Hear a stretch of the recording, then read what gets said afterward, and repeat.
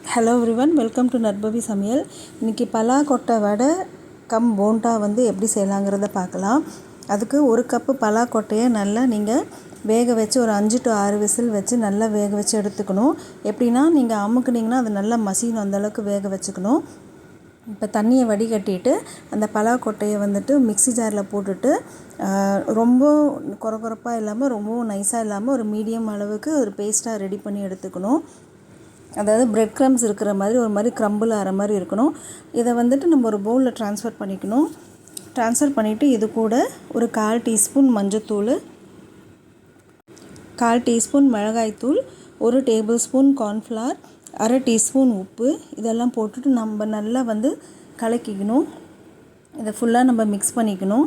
Mix பண்ணதுமே ஒரு 2 table spoon அளவுக்கு நம்ம தண்ணியை விட்டுட்டு நல்லா ஒரு சப்பாத்தி டோ மாதிரி நம்ம வர அளவுக்கு நம்ம நல்லா பிசைஞ்சிக்கணும்.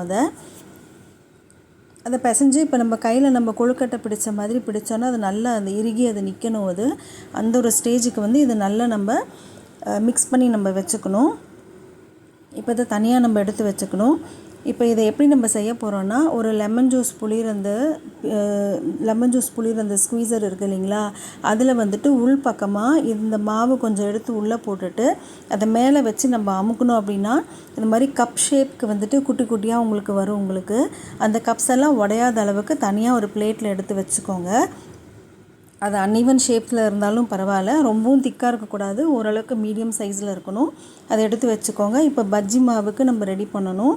5 டேபிள் ஸ்பூன் கடலை மாவு, 2 டேபிள் ஸ்பூன் அரிசி மாவு, சோடா உப்பு ஒரு 1/4 டீஸ்பூன், உப்பு ஒரு 1/2 டீஸ்பூன், மிளகாய்த்தூள் 2 டீஸ்பூன், மஞ்சத்தூள் 1/4 டீஸ்பூன் இதெல்லாம் போட்டு ஃபஸ்ட்டு நல்லா மிக்ஸ் பண்ணிவிட்டு, இது கெட்டியாக அந்த பஜ்ஜி மாவு இருக்கணும். அதுக்கு தேவையான அளவுக்கு தண்ணி விட்டு கொஞ்சம் கொஞ்சமாக நம்ம மிக்ஸ் பண்ணிக்கணும். எப்படின்னா உங்களுக்கு ரொம்பவும் தண்ணியாக ஓடக்கூடாது, ரொம்பவும் கெட்டியாகவும் இருக்கக்கூடாது. ஓரளவுக்கு கோட் ஆச்சுன்னா போதும் நமக்கு. அந்த அளவுக்கு நம்ம மிக்ஸ் பண்ணி நம்ம எடுத்து வச்சுக்கணும் இதை தனியாக. இப்போ நம்ம உள்ள ஸ்டஃபிங்க்கு ஒரு பெரிய வெங்காயத்தை பொடி பொடியாக கட் பண்ணிக்கணும்.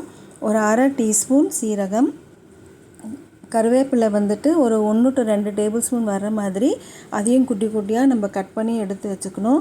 இப்போ இது மூணுத்தையுமே நம்ம ஒன்றா நம்ம மிக்ஸ் பண்ணிவிட்டு அதை தனியாக ஒரு பிளேட்டில் நம்ம எடுத்து வச்சுக்கணும். நான் போடுற வீடியோஸ் உங்களுக்கு பிடிச்சிருந்ததுன்னா லைக் பண்ணுங்கள், ஷேர் பண்ணுங்கள், சப்ஸ்கிரைப் பண்ணுங்கள்.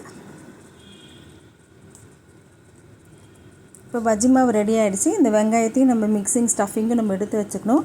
இப்போ அந்த ஸ்டஃபிங்கை அந்த கப்பு மாதிரி நம்ம எடுத்து வச்சதில் கொஞ்சம் கொஞ்சமாக உள்ளே போட்டுடணும். நம்ம போட்டு லைட்டாக நம்ம ப்ரெஸ் பண்ணோன்னா போதும். ரொம்ப போட்டோன்னா நம்ம அந்த கப்பு உடஞ்சிடும். ஸோ அது உடையாத அளவுக்கு நம்ம உள்ளே போட்டுடணும். இப்போ நம்ம ரெடி பண்ணி வச்சுருந்த பஜ்ஜி மாவில் இந்த கப்பை லைட்டாக உள்ளே வைக்கணும். ஏன்னா பேஸ் நமக்கு அந்த பஜ்ஜி மாவில் நிறைய படலைனாலும் பரவாயில்ல. இப்போ நம்ம அடுப்பை ஒரு கடாய் வச்சுட்டு எண்ணெய் வறுக்கிறதுக்கு நம்ம சூடு பண்ணி வச்சுட்டு நல்லா சூடானதும் மீடியம் ஃப்ளேமில் வச்சிடணும். இப்போ இந்த கப்பை உள்ளே வச்சுட்டு அந்த பஜ்ஜி மாவை மேலே எடுத்து ஊற்றும் போது மேலே ஃபுல்லாக நமக்கு பஜ்ஜி மாவு போண்டாக்கு கோட் ஆகிற மாதிரி உங்களுக்கு கோட் ஆகிடும். இப்போ அதை அப்படியே எடுத்து நம்ம எண்ணெயில் போடணும். எண்ணெயில் போட்டுட்டு அது நல்லா நம்ம வேக விட்டுறணும். ஒரு சைடு வெந்ததுக்கப்புறம் இன்னொரு சைடு நம்ம திருப்பி போட்டு நல்லா நம்ம வேக விட்டுறணும். 2 பக்கமும் நல்லா வெந்ததுக்கப்புறமா நம்ம இதை தனியாக நம்ம எடுத்து வச்சிடணும். இதே மாதிரி நம்ம எல்லா இதுக்குமே அதே மாதிரி அந்த கப்ஸுக்குமே நம்ம உடையாத மாதிரி பார்த்து தனித்தனியாக நம்ம எடுத்து வச்சிடணும்.